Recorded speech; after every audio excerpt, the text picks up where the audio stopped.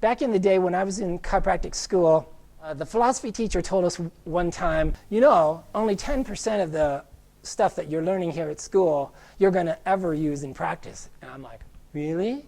10%? And then when I got out in practice, I discovered that it was only 2%.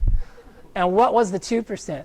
The 2% was philosophy and technique. I just met you guys, so I don't know what level you're all at, but I'm just telling you, anybody who is in this profession as a chiropractor who actually treats and adjusts patients for any number of years with any degree of success knows the truth of this statement. So we all know that the famous 3 legs of the stool, right? The philosophy, which is really something that is for you. It's going to inform you about why it is that you're doing this specific task that you must, these physical skills that you must master. Why are you doing that? The art of learning how to adjust. How do we learn to do it? When we don't know how to do it at the very beginning, what are the exercises that we must go through? What must we suffer? The beginning violinist, the beginning guitarist, the beginning pianist, the beginning ballet dancer. What are the initial studies they must do? The initial physical actions, the original neural pathways must establish. What are they? That's the art. And the science of chiropractic, which again is something really for the doctor. Your patients who come in your office and are going to be there only a very short time, a very few minutes, they don't care. But you should know it. You should know it so that you understand why it is what you're doing.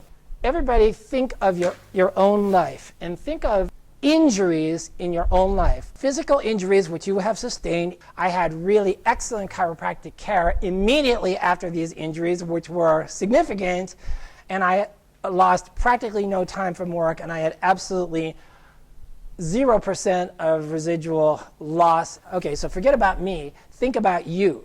Think about injuries that you've had, you or your family have had, auto accidents, sports injuries, slip and falls, any kind of physical injuries. Think about the treatments that you chose. Think about the treatments that you were guided towards. Think about the treatments that you paid for. Think about the residual treatments that you had. And think about how long it took you to get better and how you could have done it better if only you had known fill in the blank.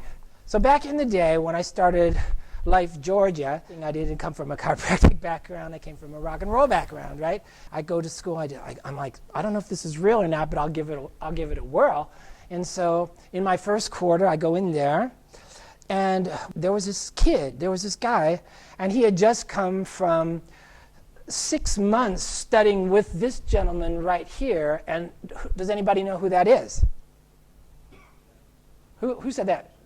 Yeah, that's right. That's Henri Gillet. What country are you from? Okay. And what country is Gillet from? Yeah, that's right. He's from Belgium.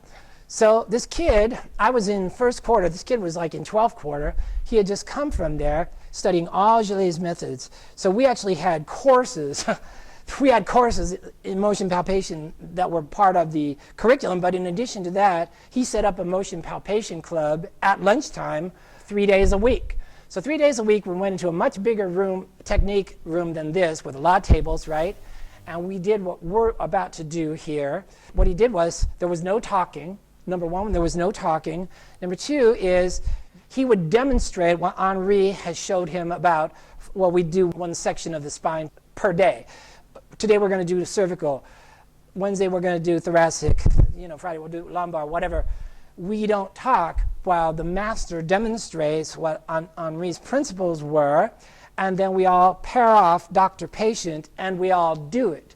And then after a few seconds, he says, okay, rotate. And now without talking, everybody rotates. And then after a few rounds of that, then he says, okay, now switch. And then you switch doctor-patient, By the end of 1 hour, and there were like 100 people, usually like 100 people in that class.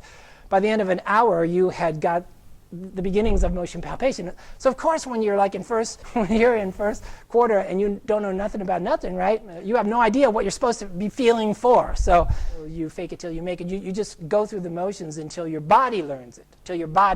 So of course, that's how we learn any skill, any musical skill, any skill at all. So anyways, why am I telling you all this? Tim and I have both been in practice for many years, and we've seen a lot of patients, and to deconstruct that, I'm like, wow, I sucked at the beginning. I was terrible for years. How did what steps did my body put together? That's called deconstruction, and that's what we try to do. So anyway, that's what we're going to do right now. So the first thing, I need a volunteer, Natalie. Now, I'm going to pretend like I'm Gillet's dude, right? And so I'm going to motion palpate Natalie's neck, and then we're going to pair off, and everybody's going to. So Natalie, now close your eyes. Keep your eyes closed. So this is just something I do. You don't have to do it the way I do it, but I always assess the transitional area by first assessing the range of motion of both shoulders. Okay, now what I'm doing here is I'm doing the left side first. I'm using my thumb as a fulcrum. You don't have to take it to the complete range of motion, but you're looking for fixation. You're looking for fixation. That took me about 3 seconds to do that. I see that there's a blockage at C2 by doing that. Okay, so now I'm going to do the other side. I'm lateral flexing. You know, at the beginning you might have to do all 6 ranges of motion. I just do lateral flexing from one side to another. I use this as my fulcrum. That's just the way I do it. Okay, so that's what I'm doing here. Okay. Okay, so that's it. That's all the time that it took. Now, with Natalie, I would adjust C3 on the right and C2 on the left. So that, I mean, after years in practice, that's all I would need to actually detect a subluxation. Now I would correct it, and it would take me less time to correct it.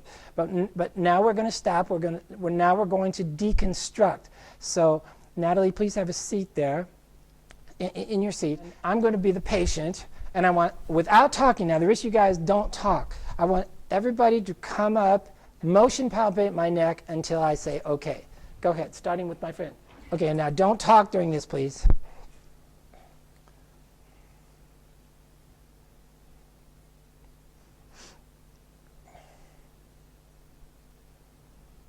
Okay, good. Next. Good. Okay, and have the next person lined up behind this person, so you're ready.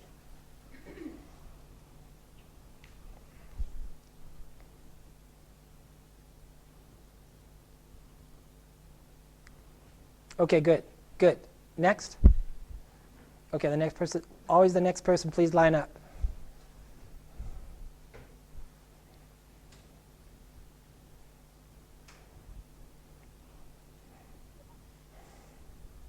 Okay, next. Great.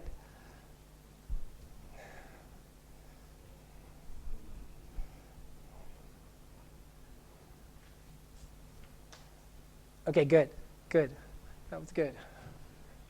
Very good, very good. All right, excellent.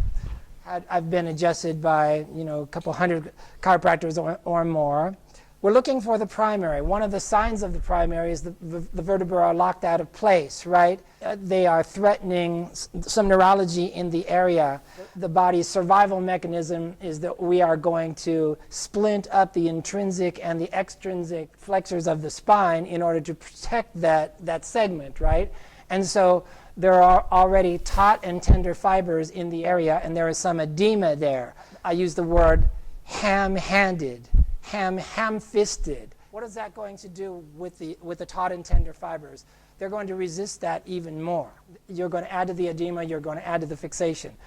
Does anybody know what? Gillet had a special word for this: melt through. And what that means is your hand is a butterfly. It's as light as possible. If we exceed the threshold of the muscle spasm in the belly of those individual muscles, they're going to tighten up more. And then that's going to hurt, and it's going to add to the edema, and you're going to defeat the purpose that you're trying to achieve. It doesn't matter how nice of a guy the chiropractor is who's adjusting you for the first time after 20 years in practice. He's 20 years in practice. It doesn't matter how nice of a guy he is. It doesn't matter how long he's been in practice. It doesn't matter how successful he is or how big his practice is. None of that matters. Some classic mistakes that I see, first of all, the guy who's very ham-fisted and he does not understand the concept of butterfly and melting through, but he's going to overpower it and I'll find something, whatever it is, that kind of John Wayne attitude, right? A lot of them do this. A lot of them do this. They don't have a system. Like you saw how fast I did it with Natalie. It was very fast and very light. They suffer through this procedure of motion palpating the neck, taking no input from it whatsoever, learning nothing from it because they already decide that they're going to do general manipulation on you anyway, like they always do, right? So this, I'm just going through these motions in order to play a little game and try to make you think that I really am trying to decide on what I'm actually going to adjust today. I picture this going through their minds. My opinion is, at least at the beginning, for the first 10 years in practice, that this and X-ray are two of the most valuable criteria that we are going to use on a day-to-day basis in order to make that most important decision of today for that patient. What is the primary? Exactly. That's the decision we're trying to arrive at. What is the primary? So motion palpation is critical. We're all going to practice it now. Try to keep these ideas in mind. I remember we had this one technique class in school, and he used to say, you know, if you spend more than 10 seconds doing motion palpation, the patient knows you don't know what the hell you're doing anyway. I want everybody to pair off doctor and patient without talking. Do it the way you do it. Motion palpate your patient's neck. Move to the next table. Move to another table. Move to another patient. Rotate. And remember, you're a butterfly. Italian, what's that word? Farfalla. You're a butterfly. The least pressure possible. Don't induce trauma. Rotate. Rotate. That means new patient. Get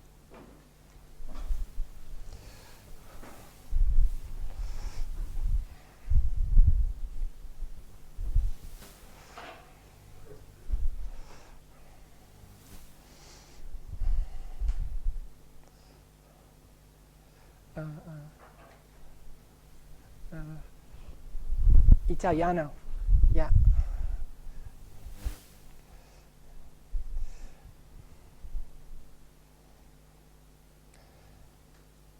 Okay, now this time, switch doctor-patient.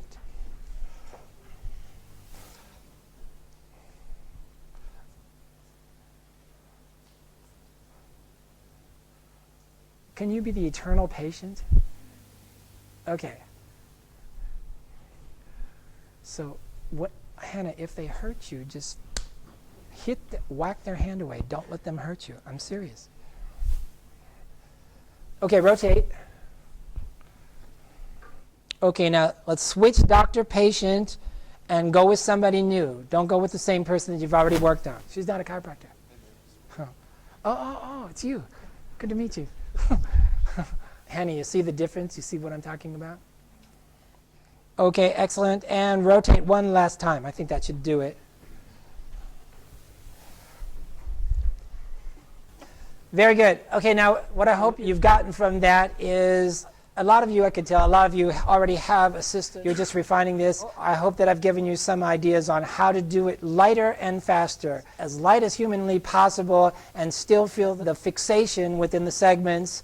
And remember, most important thing is not to induce new trauma, and also don't do it just to make the patient think like you're really trying to analyze them for the primary. Really look for the primary. This is one of the most important things that we do in the cervical spine. We're deconstructing here. We're deconstructing, so that takes a while to do that. Okay, so now with Natalie, I'm actually going to adjust C3 right and C2 left. Is that okay?